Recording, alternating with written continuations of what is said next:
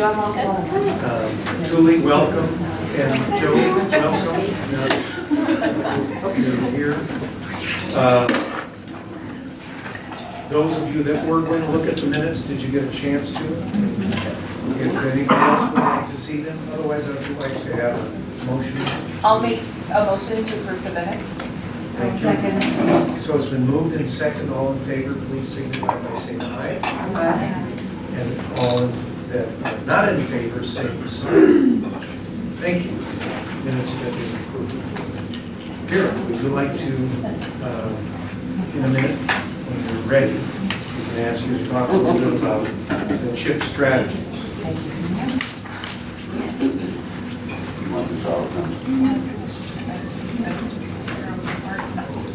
Oh, I'm sorry. You know what we didn't before you jump in? Who do we have on the telephone? Maybe there's maybe on this channel. Hi, Mindy. We're glad to have you here. And do we have anyone else? Great. Thank you. Pardon? Not that I'm aware of. Okie doke. Great. Okay, so this meeting really is about kind of like following up on the strategies that all of you worked with John on creating, and also seeing where we are now and what we plan to do going forward. So, so what is going around now is what's on the screen, which is our outcome and impact summary.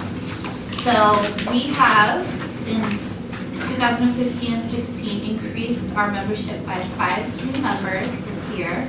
So we have 25 altogether. And I'm going to kind of just graze over it because we do have a really tight schedule, and you can look at it more in depth on your own.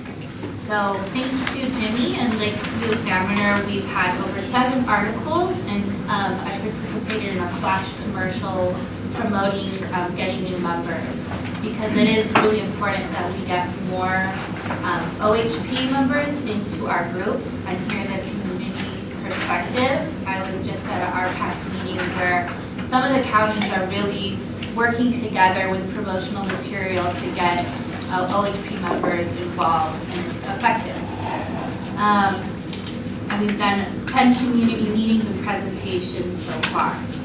Our implementation strategies, as you know, are oral health, mental health, senior health, physical health, and we've added food security, which was your 5th and the community's 5th point that they wanted to focus on in the community visioning meeting. So we are beginning to address that.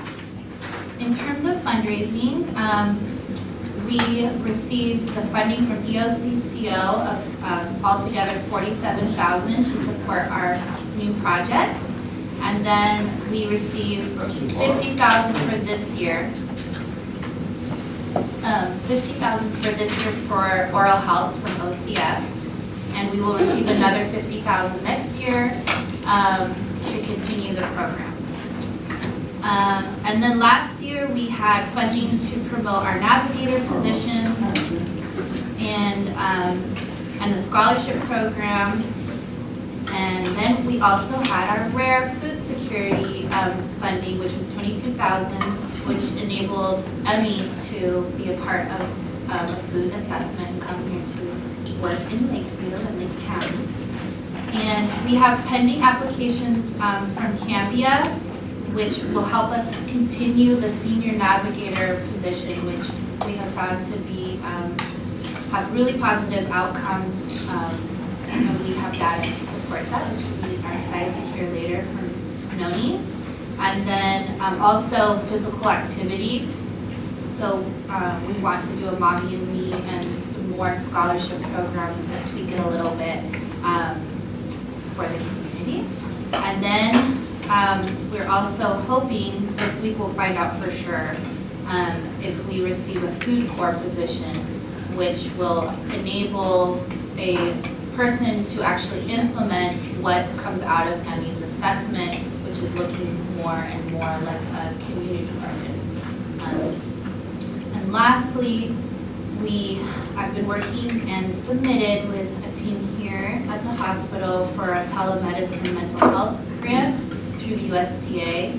And that will enable us to have access to psychiatrists out of Eugene Peace Health Hospital and mental health evaluators. So that's the funding. Outcomes and impact summary overall. Our oral health program has expanded. We've reached over 250 children with screening, and they've received services. We're expanding to the middle school and homeschool children. We're also focusing also on the senior oral health care because they do not have health insurance to cover their oral health needs, and it's a big issue in this community. The First Tooth program was implemented and was successful, and we're in the middle of the Go Girls program, which started in February. We're amping up the Women's Health Ambassador program to start in April. The Youth Health Advocates program with LSU's extension will start in the fall. Mental health, as I just mentioned, we're hoping to get the grant, and there's mental health first training, but that's been a little lagging due to just a lack of qualified individuals, but we're working on that one. And yeah, okay. So just to kind of speed it up, because we are on such a time crunch, we can meet it individually, and that is our outcomes.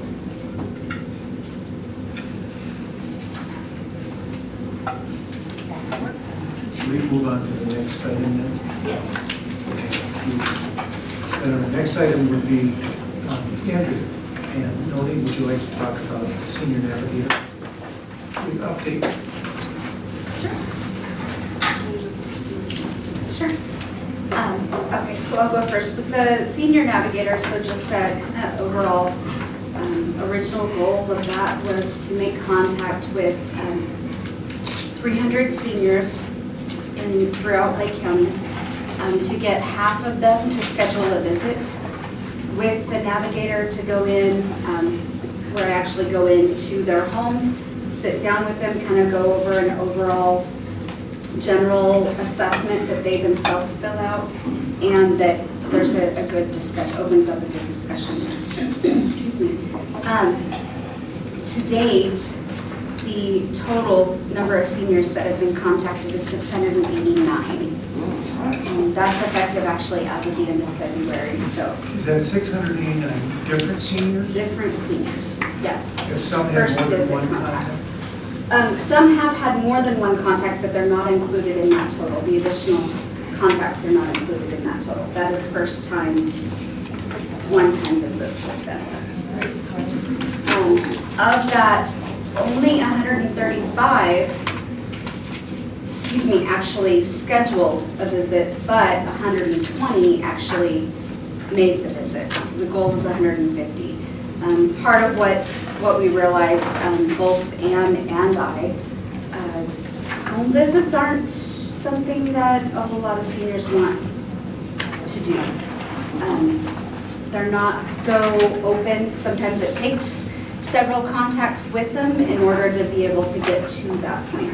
So that was one of the barriers, one of the challenges to overcome. 120 home visits scheduled though, and it's not even the end of the period. We still have 3 more months of time on that. What we've now moved on to, or what I've now moved on to, is the follow-ups with that. So the initial contact is to determine nutritional needs, physical activity needs, mental health and social activity, all of those things where they may be lacking, and then refer them to the appropriate areas, which has proved fairly successful, actually, as far as, they might be skittish about making those visits, but they're a little more likely to follow through with actually participating. We have a good Strong People program going on now, Lakeview and Paisley. And we have people continually asking when the next Strong People is going to be starting up, how they can get involved, when they can get involved.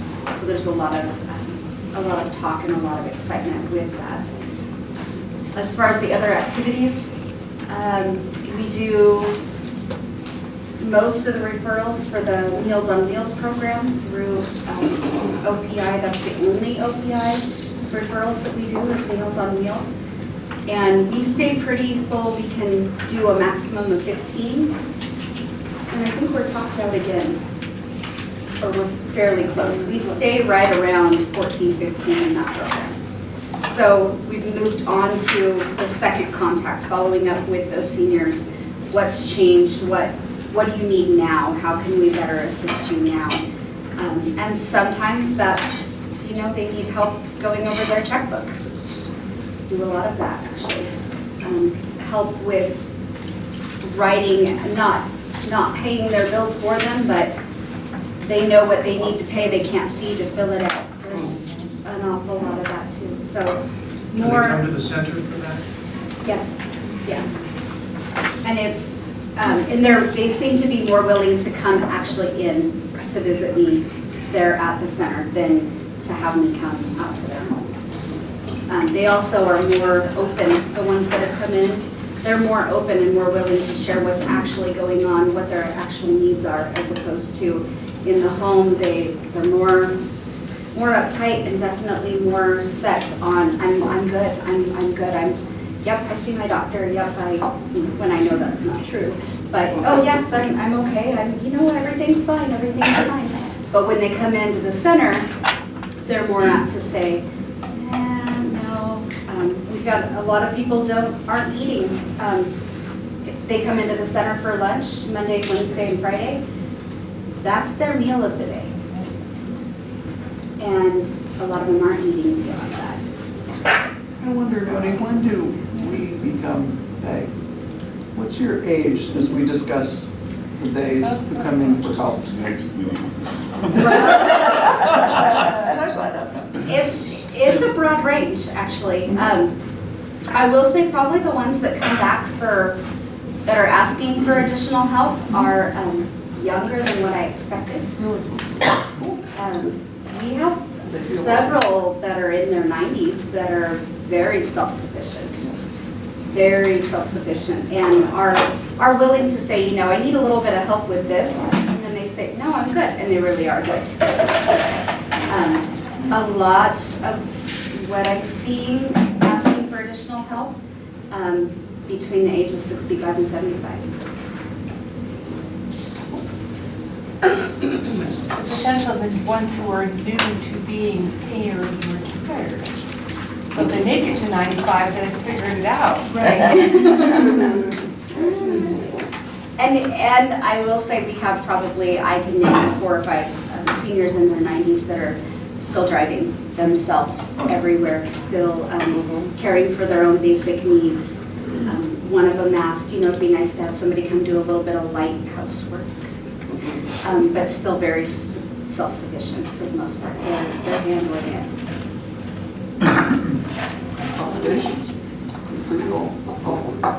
So through the Senior Navigator program, we've learned a lot.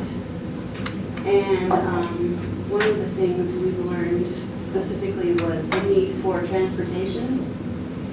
And if you want to take a look at, it's your yellow sheet, but just, we are driving all kinds of people, seniors, what we call a senior when they're 60, but so seniors, disabled, and now our transportation program has opened up into just, people that want to ride the bus, people that need a ride somewhere. The logo on the bus is Lake County Public Transit. So we have some money to do this type of driving that we're doing. And we get those monies through ODOT, and it's a reimbursement type grant. There's plenty of money to do the driving that we're doing and more. The only catch is it's a reimbursement. So on our tight budget, we're spending a quarter's worth of fuel and insurance and wages and incidentals that would go along with the transportation program. And then a quarter, at the end of the quarter, we turn in a report and hope to get reimbursed in the next 45 days or so. So that's the only catch. So we're always working towards finding some kind of funding that will sort of carry us over until we get the reimbursement, because the transportation money is there and it's good. And you might notice that they've given us 2 new vans, and we have 2 more on order. So across the county, we also we have a bus in Summer Lake, and then we're going to have one of our new vans in Christmas Valley. So they'll be servicing that area while the rest of them remain here in the metro area. Another question. Sure. Have you reconnected with the Sage Stage people? Because I went down and had a wonderful, lengthy conversation with Cindy Imbach down there, and she apparently had heard from Charlie in the past at some point regarding transportation between hospitals and whatnot. Did she explain to you their inability to come up here? At the time I spoke with her just recently, it sounded like some doors had opened since you guys had conversed. So what she said, unless the legislation has changed, because they get federal fund, they get monies from the federal highway department. Their mandate is every town they go to has to have a connection to a Greyhound bus or the train, the Amtrak. Now, when we had the Red Ball, for those of you that may remember the Red Ball, that was the bus service that went between Lakeview and Klamath Falls. Then they could come here. But because we don't have the Red Ball anymore, they can't come here. So it has to be a connection, unless they're... I would suggest revisiting, because she sounded more open, and I think possibly, like I say, some other options have come available. Okay, great. So, and I believe she did tell me that, Charlie. She did say that she would be more than willing to entertain discussing this again with the senior center of the hospital, because they'd like to bring people up here to go shopping. People down here, up here, may want to go down to the casino. They also may want to go to the holiday market, which I don't know if any of you guys have been since the remodel, but it is awesome. And then come back and get their people, and then go back down and bring our people back up. So Great. They're open, and we may be able to close That that. might be a great opportunity for you to talk with her. Yeah. Super, thank you. So the yellow page was just kind of some of our thoughts and ideas of helping our transportation program work a little more smoothly. So it's just some, an idea of what we're already doing, and we're always open to suggestions, new ideas of how we can enhance it, or like meeting up with the Sage Stage and working some other angles too, but just some basic stuff. And then the other page with our logo is just, it's weird the number of people that come up and say, what? Ride the bus and I'm a senior. I can come to lunch at the senior center. I don't have to be a senior. I mean, all of this that we kind of work in there just think is obvious, but it's just some facts about stuff that we do as a whole group. Andrew, for those of us that are not yet in this, Seniors, right? some people might say we are. Those people that say may not be over 65, but want to ride a bus, do you charge? Locally, we do not charge, but when we have scheduled trips to the casino or to Klamath Falls, and we keep trying to get a trip together to go to Bend for shopping or a doctor's appointment or that sort of stuff, we can charge. There's a flat rate. Quite reasonable, $10 to Klamath Falls. Anybody that wants to go, we're now going 4 times a month. It's always on a Tuesday. We meet up with Food Share over there, one of the trips. But and Altours, the casino trip is always on a Sunday, and $5 to Altours. Those trips are really fill up quickly. But all of the local stuff, we do not charge. We would like donations. And we're working with that medical transport program to make it so that we can be reimbursed for all the doctor's appointments and surgery. We're already doing that. So we're anxious for that to get online so we can recoup some of those funds. Thank you very much. Our next on our agenda is Kim. Would you like to talk about physical fitness update, please? So I was in charge of keeping track of the attendance for the physical activity scholarship program. So that included, well, first we started out with the requirement being low income and also having a risk for heart disease. And that we didn't have a bunch of interest in the beginning, and so we opened it up to just people with a risk for heart disease. The requirement was depending on which program they chose. They had a list to choose from, so there was the gym, the Strong People program, even a couple of things like yoga, or Christmas house, like yoga and another one. And so we had $14,000 to spend, and it was rolled into that Community Navigator Program project grant. We kind of wrote a side note in to be able to use our physical activity scholarship out of that. So we tied that into our community navigation grant to get the money from the DOCC for that. And it was supposed to be done within a year. However, because we were so far behind getting people interested, we actually ended up going over 18 months with that. And in that time frame, Kim took a lot of data and we shuffled a lot of people through. So like if they didn't meet the minimum requirement, we took them off. So like say they made 3 months, then there was still that 5 months of that person that I didn't have people for it. So I added that back into the budget to try to get more. So overall we had 101 total applicants, interested people, 96 were approved and attended. I gave them a voucher to get signed up like at the gym, and then they would bill us for it. So we had 5 people that were approved and then didn't turn in their vouchers. So overall there was 96 on the program. And there was 20 out of those 96 that made the whole 8 months, and which was about 20%, and then another 18, if the program continued, would have made the 20, or the 8 months. So 40% of them exercise regularly, and there was a few that went 5 or 6 days a week. And the requirement was only 6 or 10 times, or 6 times a month. So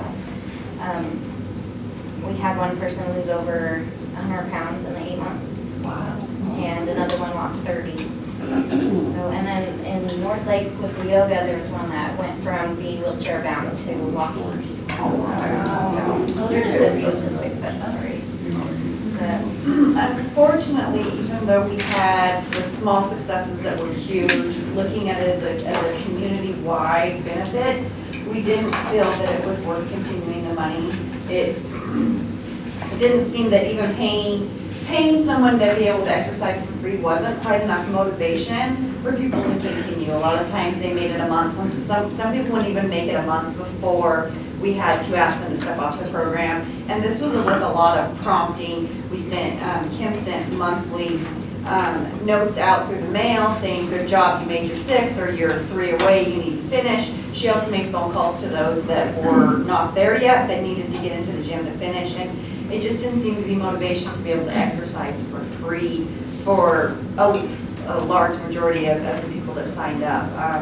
But the ones who did finish the program, there's absolutely no argument that their health improved dramatically. And so the idea was fabulous. It just unfortunately, we were unable to find the motivation that worked to keep people exercising through the program. So free exercise didn't work. I don't know if paying someone to exercise would, or if it was a different population we were looking at, but unfortunately it just wasn't quite enough motivation. And we had a spectrum of financial individuals on. You know, we had people from the hospital, we had people that had higher incomes, we had some with a little bit lower incomes, and range from being single to having families to having kids to working to not working. And there just didn't seem to be an advocate who really stuck with it versus not. But we did impact 20 people. We did, and we saw some huge impacts for the individuals who were motivated to change. There are a few that still continue to go. To go. Just unfortunately, from a population health standpoint, we didn't really have the impact that we would hope we would have. We need some tweaking. Most definitely. Not that you can afford it, but when they did studies on workplace wellness, they figured out that people are more willing to do it if you give them their bonus ahead of time, and if they don't do it, they have to pay you back. Really?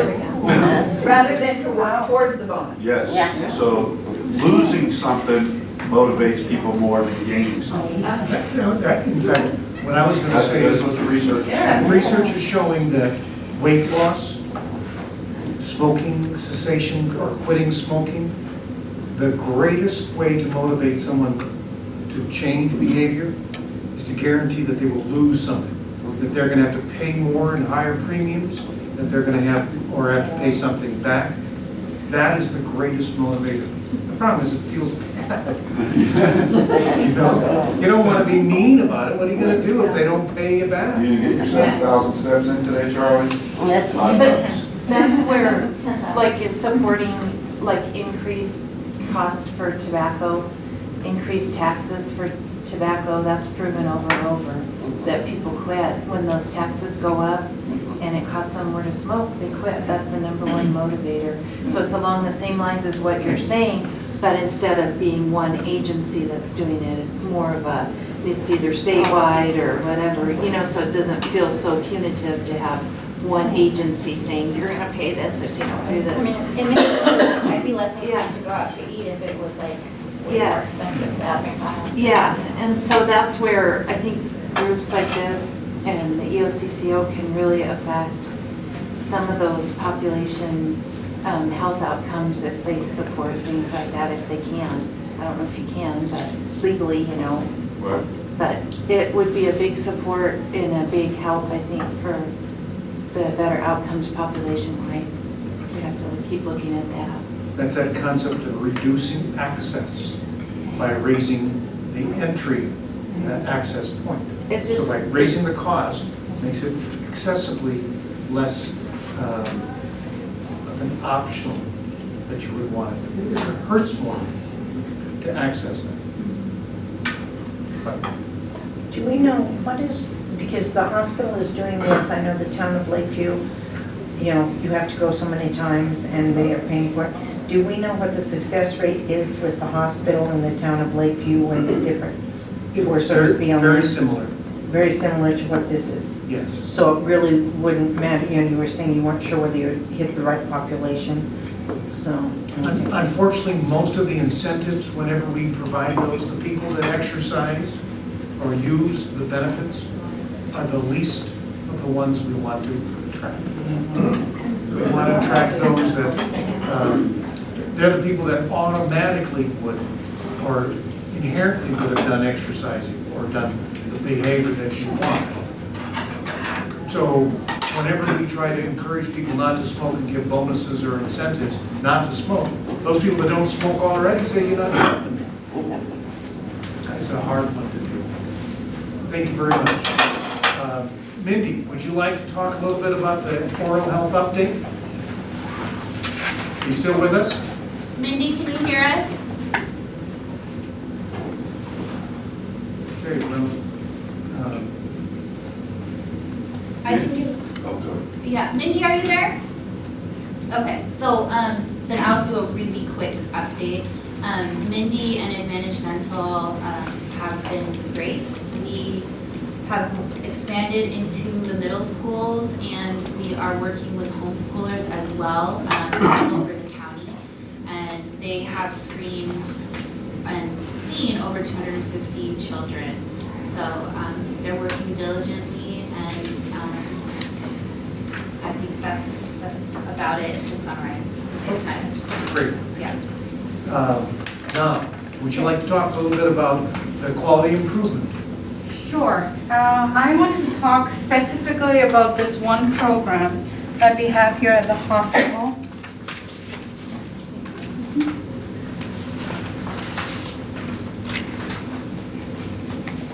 So I just wanted to take a little bit of your time today and talk about Patient and Family Advisory Council. This is a program we started last year at the hospital, and the reason to start this program was to hear from the patients and their families on their care experience, and that could be at the hospital or in the emergency department or any one of our clinics.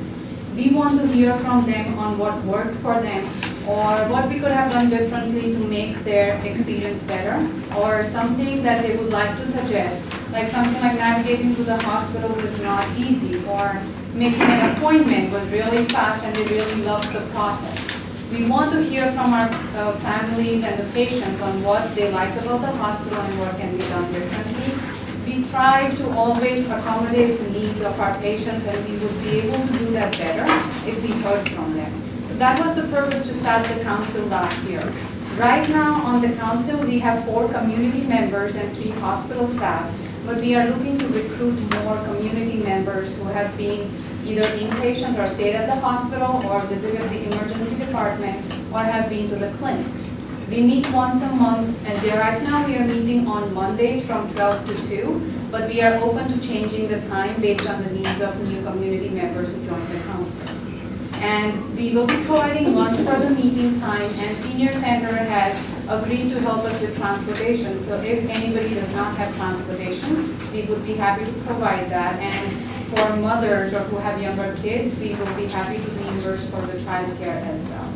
We want to make it as easy as possible for you to come and attend this council meeting. It's really valuable to us to hear from our patients and families. Are you doing that every week? No, once a month. Oh, Once a month, yes. And when's the next one? The next one is going to be on a Friday. It's on April 22nd. I just said Monday. I know, but because everybody was not available on Monday in April, so we moved it to a Friday. It's on April 22nd from 12 to 2. And if anybody you know in the community would be a good fit for this council, or if yourself you're interested in joining the council, my contact information is on the last page of the brochure that you have. Call me or have them attend this meeting. This meeting is going to be in this room on April 22nd. We really look forward to seeing new community members get engaged and tell us about their care. Has the council done anything yet? Oh, yes, yes. So we started meeting last year in October, and since then, the first thing that came from our council members was the navigation to the hospital was not easy. So we updated our signage everywhere inside the hospital. And if you would notice, outside the hospital after 8 o'clock, we have new electronic reader boards that tell you that the main entrance is closed and use the emergency room entrance. So we had signage, but it was not very visible. So in winter, people used to walk up to the main door and figure out, oh, it's locked, and had to walk all the way the other side. So we made that change based on the suggestion from the council. And right now, the council is working on adding a binder in all of the patient rooms on the information that the families would find helpful. Like if they want to order food, or if they want to stay overnight, or if they want to order meals from the cafeteria, what are the procedure for that? So currently, we are working on that, and from time to time, we have different department managers who want to run something by their patients, like, hey, we are changing this policy. How is it going to affect the patients? Is it going to change, like affect their, make it easier for them or make it harder? So they would bring those kind of things to the council to get opinion from the patients and their families. So it is really very valuable, and please get the word out of the community. Sure. Are there certain types of community members you're looking for to round out the advisory group, such as mothers or Yes, okay. we would love to get diversity. Right now, everybody we have is elderly, and we would love to get some males, some men involved in the council. Everybody we have right now is elderly women. So, and even Hispanic community is something we are looking to get involved. So definitely mothers would be great. And just let me know, even if it's not diverse, that's fine. More people we hear from, of course, everybody would have different inputs, so that would be great. Also, Jamie, if I could add, we're looking for people that actually have used the services. Sometimes people that work in a hospital, we think it's pretty simple. We know where everything is. But it's hard when if people come in here all the time, they know where things are too. We're looking for people that either have only been here once, or from out of town, or their family members came in and were confused. Help us to know what is confusing. Sometimes we just don't think about it. How to spell your last name? That's- Say your last name. Let's do it like motels that are available. Yes. Yes, there's probably more than we think there are. Yes, and that is exactly what we found out from the council members. The community members told us that not everybody knows where to order food and who delivers, who does not, and the timings. We thought, okay, it's easier, just go to the nurse's station and ask. They're like, why don't you put that in the binder that nurse's station has this information? Things like that, that we working in the hospital wouldn't think of as something we are working on. I don't know if this is perfect or not. Someone mentioned this the other day. We need places for RV hookups, maybe 2 or 3. When families come in from out of town and they bring their RVs with them because they're going to stay in them, because someone may be dying, someone may be here for a long time. They go, why don't you guys have that? I'm like, I don't know, why do we have that? That's something you might want to know. Sure, I'll bring it up in the next meeting. Yeah. And see what they have. That is something we've been working on, Oh, have you? Okay. because it has been made as a suggestion many times. So, And so NOMS, the flyer material was sent out in the email along with the meeting minutes. It would be great if you could post it at your establishment. Yes, and one of the things that I have here is sort of like frequently asked questions. So if you have somebody who's interested, you please make copies and hand it to them. This will help them understand their role a little bit better. Any other questions? thank you, John. Thanks. Appreciate it. Mary, now you want to talk about the Eastern Oregon Healthy Living Alliance. Sure. So, last meeting, I was elected as the board member representing Lake County for Eastern Oregon. That's later. Don't worry about that. So, every meeting I'll be giving an update, and just as a reminder, the Eastern Oregon Healthy Living Alliance is basically CHIP, but on a regional level. And so their current updates at our last meeting is they received $50,000 for a transformation grant to expand oral health services, kind of like what we've done here in Lake County, but into other counties. And they're partnering with OCF's foundation to submit a proposal to the Commons Foundation, also to support the expansion of oral health. And then, And they got that. oh, they did, okay. It's $200,000 over 3 years. Fabulous, yeah. And also, EOLA is looking for a program coordinator. So they're currently accepting applications. And if you have anyone that you know that might be interested, contact John Adams. If you don't have his contact information anymore, come and see me and I will get it to you. They're also focusing on mental health first aid. They submitted and received $30,000 for the transformation grant to support different counties getting mental health first aid trained for school staffs so that they understand about warning signs of mental health breakdowns as well as law enforcement.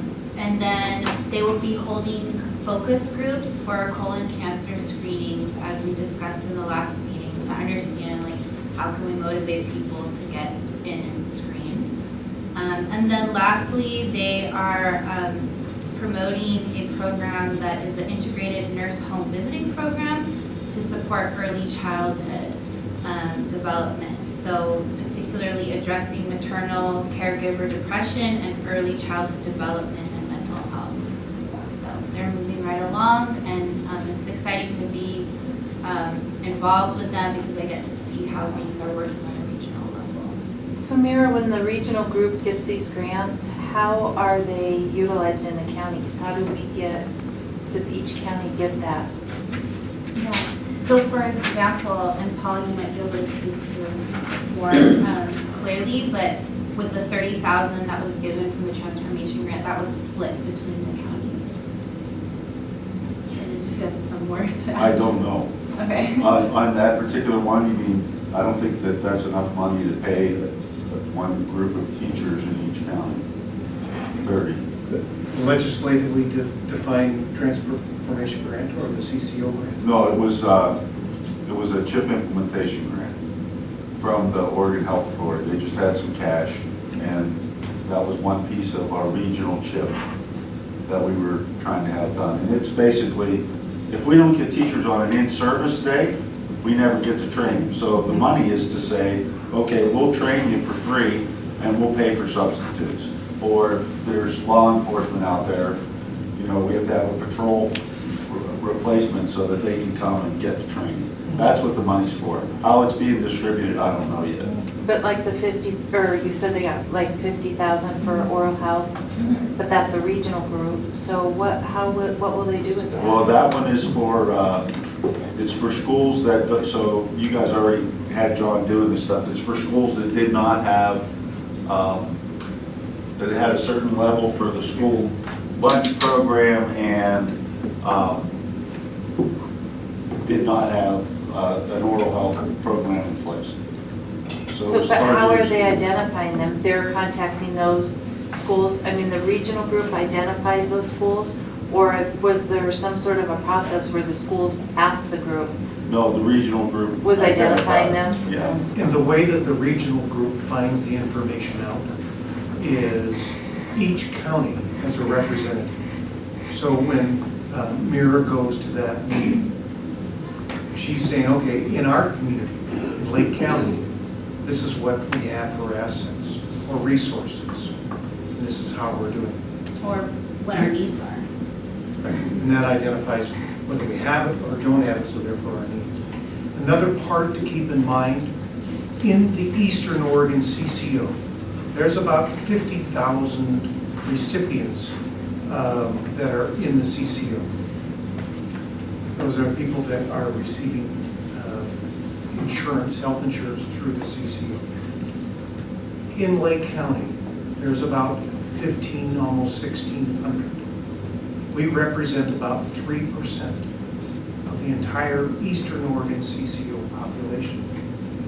The vast majority are along 84 in Hermiston, Pendleton, LeGrand, Baker City, that area, and Ontario. So the fact that the Eastern Oregon CCO is spreading more of that money to some of the smaller towns like us that represent a very small percentage, but we still have big needs. They're splitting it not exactly by where the population is, or we get 3% of that $50,000. Not much money you do it.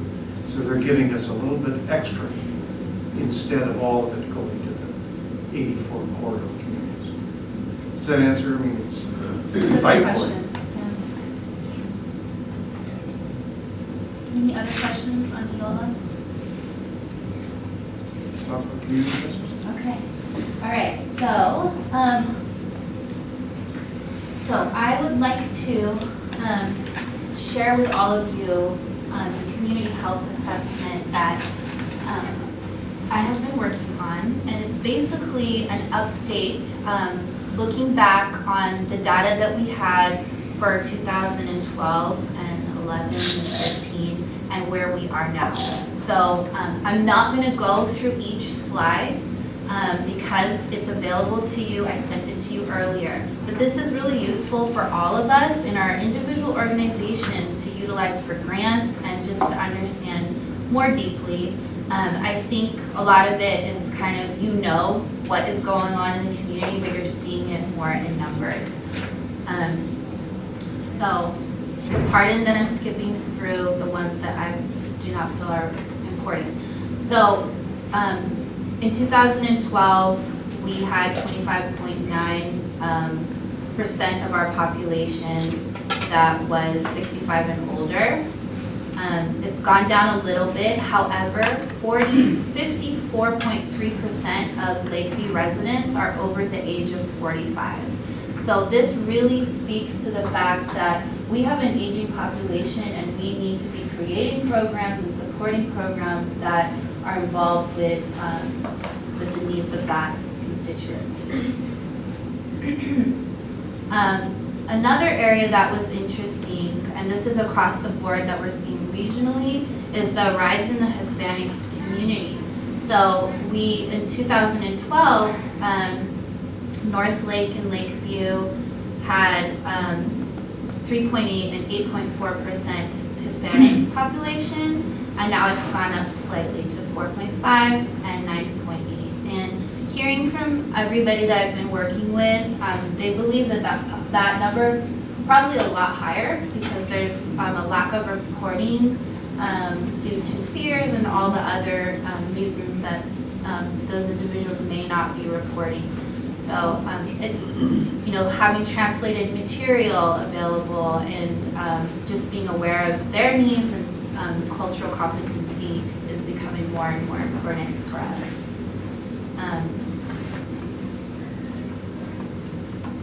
The unemployment rate is still a lot higher compared to Oregon and the US. However, if you see to the left where our county is, 9.4, that's in 2000, and then 13.5 is in 2010. And we have gone down a bit in 2014, we're at 9.8, but we're still higher than the rest of Oregon. So we do have higher unemployment rates.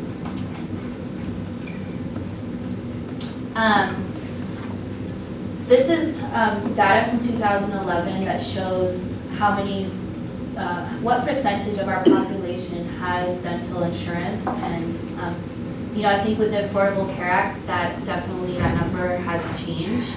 And they announced at the RCAC meeting, the regional CAC meeting, that they'll be getting updated data for us.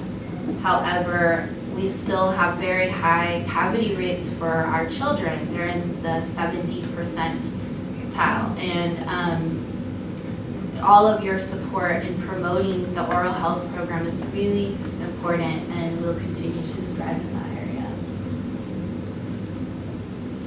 So I added some new areas to this report that we didn't have baseline from a few years ago.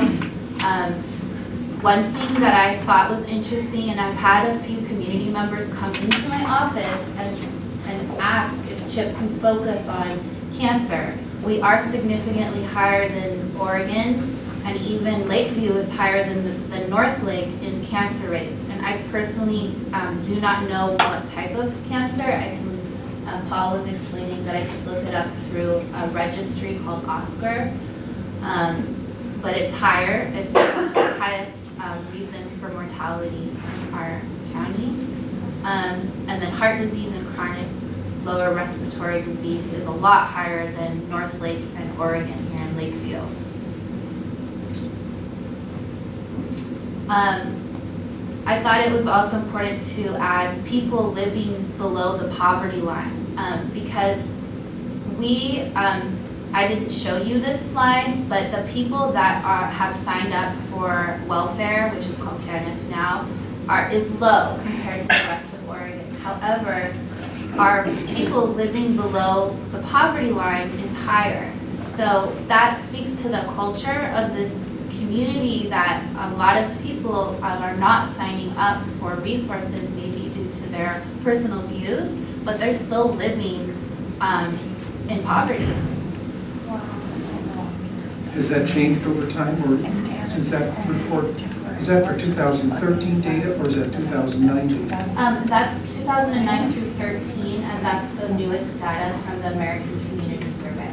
So, based on that, which one is 2009 and which one is 2013? So that's the timeline that they took the survey, and that's the newest data from between 2009 and 13. Yeah.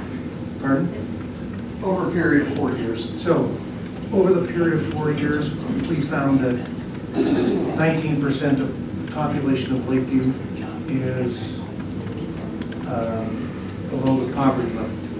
Is that at the end of the 2013 then? I'm assuming so. It's the census. So of that 20%, what percent is accessing services? So if we were to go back and look at, well, in 2014, our county only 0.9%. But that's That's TANF, which is welfare. That's temporary. That's temporary Work assistance is for only needy for a few families. months, so that's That's different true. than welfare. Yeah, And and then, if you move to this county and you bring children or not, if you're living with a family member, you cannot access stuff through AFS or DHS. Uh-huh, there's a lot of different, Yeah. okay, right. I think that welfare's new name is TANF, as far as I understand, but I could be wrong. Do you have any data on the snaps too, on the food? I didn't put it in there, but it is available, yeah. The snaps would be the only other thing that would be accessed. Yeah, The right. TANF is the money, the check. The temporary. and that 0.9, that's 0.9% of the 20% that's below poverty level, or that's 0.9 of the total population? It's 0.9 of the total population. Okay. So it's not related to the 20%. Okay. And then in health risk factors, the only area that we see a pretty large increase, which Paul will speak about later, is obesity. So compared to the rest of Oregon, we're at 34.1. The rest of Oregon is at 25, and that went up since last time, which was at 19% apparently. And when was this? For what time period is this? I didn't put the time period on there, but I'm assuming it's for 2014. And then getting towards the end, maternal and child health. So this is per 1,000 births between the times of 2010 and 14. You can see our inadequate prenatal care is a lot higher than the rest of Oregon. And that is probably due to the correlation between moms not going in to see their providers in the first trimester and not seeking out help, especially out in North Lake, as you can see. And then low birth weight rate is also considerably higher than the rest of Oregon. So we really want to get the mamas in to see their providers as soon as they find out that they're pregnant. Well, the part of the problem is most of the providers won't see them until they're past 12 weeks, and we hear it every day. So it's not that the moms aren't accessing services, it's that they're being told to wait until they're past 12 weeks. You're supposed to have a visit in your first trimester. You're supposed to saying have a visit wait before until 12 weeks, and the doctors are telling them to wait. Is it because That it's a doesn't waiting make sense. I don't list? buy it. Or you'd have to ask them. Yeah. All the doctor's offices are saying that? Well, that's what we're hearing from all of our clients, and that's been pretty consistent for several years. I mean, it's a pretty standard thing that moms are being told they're not being scheduled until after 12 weeks. Wow. Maybe we should. I think it's I looking wonder to hear. how late Investigate that. That's the in first the thing. being pregnancy are they calling to make an appointment? Pardon me? My question would be, are they waiting till they, like, for sure they're pregnant, and so they're so far along, and then they call and there's a month wait or something? I don't No? think so, because Okay. most people are finding out very early in their pregnancy now, very early. But that was happening in one of our communities that had a lot of births, Mm-hmm. and it affected our rate because the scheduling people weren't getting them in fast enough. How does that? Sometimes they get in for like it's a first visit, but they're not actually seeing the doctor, they're just doing a blood pressure, urine, and having some of that done, and that's sometimes before 12 weeks, but that's not prenatal care. That's just really a screen. Diagnostic screen. Yes, and then the actual visit will be after 12 weeks. I don't know. Just out of curiosity, how is it that impacts low birth weight? Well, it could be for a variety of reasons. I think the low birth rate has more to do with we have a very high maternal smoking rate in Lake County. We're 20 or 21%, and that's really higher than the other counties. And I think that has a very direct correlation on low birth weight. But there could be a whole variety of reasons. I mean, the maternal health is, really indicates how that baby's going to come out. And, without being seen, it's hard to know what the specific reasons are. If it was a health issue with the mom or, that led to that. But I think probably the biggest factor in that low birth weight, this is just my opinion, but I think it's the high smoking rate that we have in pregnant moms. Yeah, I could believe that. Yeah.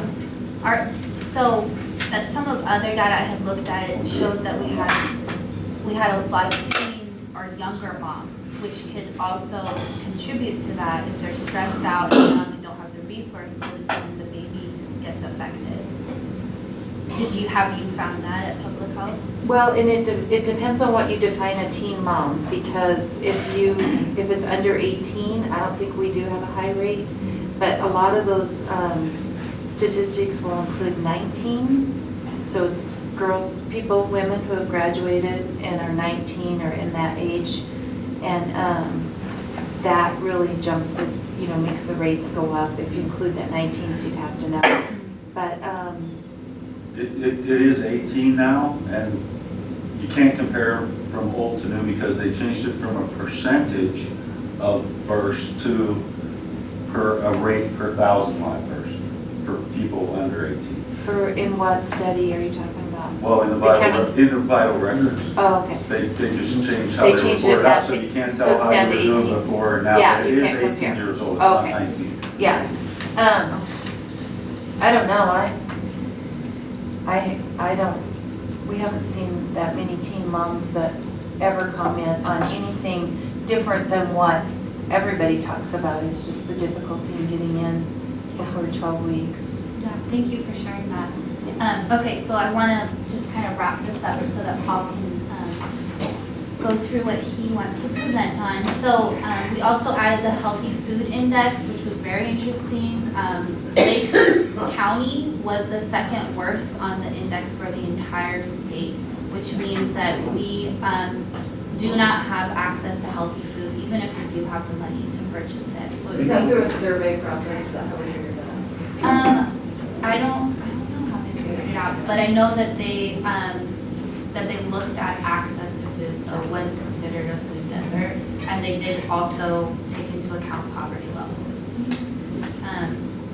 And the last thing that I think is very important to point out is our mental health to provider ratio, which is 978 patients to one provider.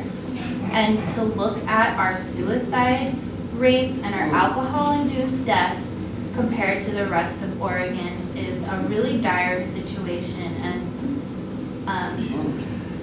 it's really something that needs to be focused on and taken into account in our respective organizations. So, and the resources are all there, so if you want to look and do more investigation and understand it more deeply, you can go on it and find out if you have more questions. So, thank you. Paul? We're running a little bit of... Yeah, I don't think there's enough time to get to do it right, so the next meeting maybe we can a chance to do that. Okay. Do you want to be part of your, of the...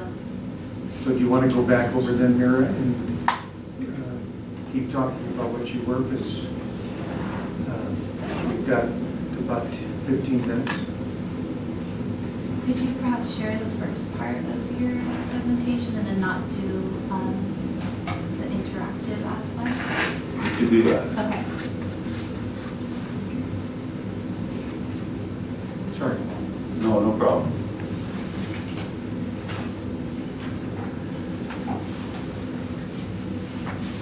So we were going to do some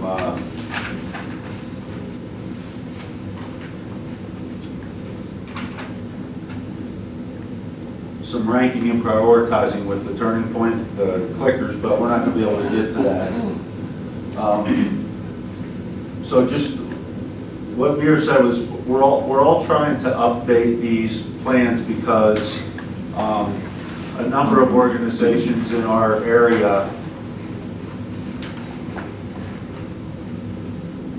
are doing assessments as well. So private or nonprofit hospitals are required to do a community health assessment. If the public health is trying to become accredited, they need to do it. And so everybody doing assessments at the same time, we're trying to align them. So that's why we're moving our CHIP updates and community assessments to be at the right time. So these were your priority areas from 2013. We just covered those as we went through. When I looked at the data from then and now, the new priority areas continue to be physical activity, obesity. It would also include things around food, nutrition. Senior services continue to be there. We didn't have incentive measures from before, which is where the money flows for some of the CAC issues. Mental health is still there. So any of the area of social determinants of health, housing, education, poverty, those areas. Early childhood, including screenings and immunizations, as well as prenatal care as part of the effort. Oral health, although we didn't have an update of the data. In truth, Mindy and these guys, that they screened 250 kids is much better than that Oregon Smile survey when we had a survey of people across Harney, Lake, Klamath, and and they just did a sampling and said, oh, okay, 83% of our kids have, or 73% have caries. These guys know real data now, and so they'll be able to bring that back, but it's still an overall issue for us. And then just in terms of health disparities, when we look at certain populations and cancer as well. So basically, Lake County gained 70 people from 12 to 14. You lost 50 people aged 0 to 17 and gained 145 over 65 years of age. And as Mira said, you saw the Hispanic population on the rise. In social determinants of health, people speaking English less than very well just rose slightly. Your family sizes remain stable, and you guys have all this data in the set that she sent out. Unemployment declined, but it's still higher than the state. Population living in poverty remained about the same, 20%. So 1 in 5 people in Lake County are living in poverty. Educational attainment, Oregon really increased, and it's counterintuitive to what you see kind of reading in the papers and stuff, but that's what the data said. Renting versus home ownership is an issue, and there's a little bit of thing on housing in your data. You guys do have a higher percentage of people that are renting. People without personal transportation, Lake saw an increase from 4.4% to 5.4%. That's from the American Community Survey. Lake saw a decrease in the percentage of people without phone access. So these are things that are affecting people's ability to have good health outcomes based on a house, ability to get to the doctor, those kinds of things. So social determinants of health. And we did talk about that, but the Lake housing, there's a little program in there from the Oregon Housing Alliance that looked at each county in the state. They saw what average wage earners were. They determined what fair market value for apartments was. To get a 1-bedroom apartment in Lake County, it averages about, you need about $21,480 a month to only spend a certain percentage of your income on housing.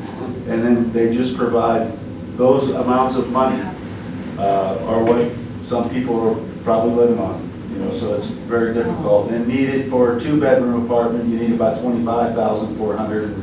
A teacher's assistant's making a little bit under that, child care worker a little bit under that, and food service worker several thousand dollars. Just for those of you that are thinking of moving to Portland, it was just announced in the paper yesterday that Portland has, of course, the fastest growing rate of value in the United States. So the cost of housing has gone up highest in any city in the United States. And the percentage of people whose income has not gone up is staggering. So the cost of living in Portland has become more and more dramatic. So this really plays into, as we think about it. It's hard for us, but it's harder in a different city. Well, it was very difficult in Deschutes County as well, and the interim legislature dealt with more housing issues than just about anything else, trying to figure out a way to make living a little bit more affordable. In health data, when we looked at the percentage of the people that were under disability, in the old SATM it was everybody, and you just had a percentage. Now they split the data between 0 to 18 and then everybody over. So you can't compare that and before. In the behavioral risk factor surveillance system, when people reported good, very good, or excellent health, Lake saw a decrease from 91.4% saying that to 89.3%, and Oregon dropped as well. So people are self-reporting poorer health. And Charlie, your question about what the time frame was on the question from Mira is, there was a running period of 06 to 09 and then 08 to 11. So that was the comparison time period on that, on any of the Burfus stuff. Smoking decreased in Lake, but again, there's a tobacco fact sheet that I'm sure has shown, and there are certain populations where you have more of smoke. In Burfus for smokeless tobacco, Lake was 13.2% in 08 to 11. Males only, they don't see if women chew. They don't ask. They don't ask women about chewing? No. There's plenty of women that chew. I understand that. People have pointed that out. But obesity, this is the one that blew me away. Lake saw a huge increase from 19% to 34.1%. Wow. Oregon is, you know, I think that's a function of And is that a random number of people that it is self-reported. What's your height and weight? Oh, but it is an actual BMI type? Yes. Not, okay. Yep. Deaths from heart disease dropped everywhere, but Lake is still higher than Oregon as a whole. Strokes dropped everywhere. Lake dropped, but still higher than Oregon as a whole. Suicide deaths increased in Oregon over the time period, and Lake remained about the same. Mental health reporting, everywhere decreased. It's interesting, you know, we talk about community stigma around mental health. You ask people how they're feeling, you know, when it says in physical health, they say good, very good, or excellent.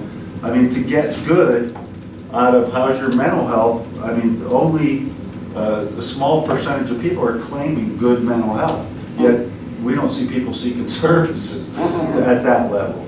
And the DUI rates dropped everywhere. In Oregon from 506 per 100,000 all the way down to 444, and Lake dropped almost in half. So those aren't Lake County residents that got DUIs, they're people who got a DUI in Lake County. So if you know, yeah. Is that also part of how frequently we're checking? It could be more enforcement. You know, all I know is the rate chart. I don't know what law enforcement is saying about that. But we do know that that's the biggest question for risk of an adolescent. Have you been in a car, been driven by someone in a car who's been drinking? And it's one of the questions that you're supposed to ask during an adolescent well visit. But that's the question that triggers a bunch of other stuff. Lake County law enforcement has reported a lower DUI rate. Okay. Just in terms of health disparities, they did the entire behavioral risk factor surveillance system. Mostly they ask everybody in Oregon, but in this case they just asked Medicaid recipients. And every one of the questions, so the members of the EOCCO, the plan members, had worse conditions there's more smoking, more obesity, you know, less colorectal cancer screening, less of the services, less healthy eating, less exercise. I mean, it's just, we'll have a link for that data set, but I mean, just know that if you're on Medicaid, you're not doing as well and it's something that we could try to address. And know that when we talk about the incentive measures, all you see is Lake County, but the data behind it we can do by race and ethnicity. So that you can see if there's differences in how things are working. And I think I gotta stop there, so. Questions for Paul? Kind of depressing. Oh, no, what do you mean? No, I mean, I like the data and I like numbers, but it really is kind of, Well, I was actually pretty pleased. you were. No, well, I mean, some of these rates came down. Lake's still worse than the state, but we've lowered heart disease, stroke. You know, I mean, there's a lot of things that we're doing better at, and some things that we're not doing well, and that's what the whole point of this is. Yeah, is absolutely. look at where we were, here we are. We're supposed to move needles, right? But it's gonna be hard to do that. Thank you, Yeah. Paul. We just have Vera, more you room wanna to talk about the improve, next Jamie, meeting? look at it that way. So on our next meeting, would you all like to change it to the daytime? I think we did kind of confirm that last meeting. If so, we can secure it for the third Thursday of April, and have it from 12 to 1, if that works for everybody. The third Thursday in April is April 21st, right? Correct. I have this room. You Right, do. I do. Yes. You do for the focus For the group. focus groups for it. Yes. So, I would hate to change it to a different day. Does anybody have some suggestions? We could do it a different time in the day. So I'm the one of the people who suggested moving this to the daytime, so we don't have another nighttime meeting, because most of us are here in official capacity. And so I'm totally a supporter of having a daytime meeting. So what, is it lunchtime that works best for all of your schedules, so 12 to 1? Or could it be from 1 to 2 perhaps? Okay. And what time is your focus group scheduled for? I think I'm supposed to have access to the room at 11:30 and sometime between 1:30 and 2 in the morning. It'll end at 2. Okay. I scheduled that focus group thinking we were meeting at 8. Right, So I right, just make one trip down. right, okay. Could But- next month you guys do a 2 to 3 or 3 Yeah. to 4? I mean, if you guys did like a 3 to 4 p.m., that'd give Paul a little bit of time to get his data together. But also a And chance then to move go it back in a after that. reasonable hour. Yeah. Right? Does that work for everybody here, 3 to 4? Okay. We're only going an hour. That would be April 21st from 3 to 4. So we're now meeting at, for an hour and a half, and we're not getting all the stuff done. There's a lot to cover because So why are we only doing an hour if we do a daytime? That was my question. Or do 3 to 5? Yeah. So in the past, was it always an hour or was it an hour and a half? Always been an hour. Yeah. Yeah. So 3 to 4:30. You know.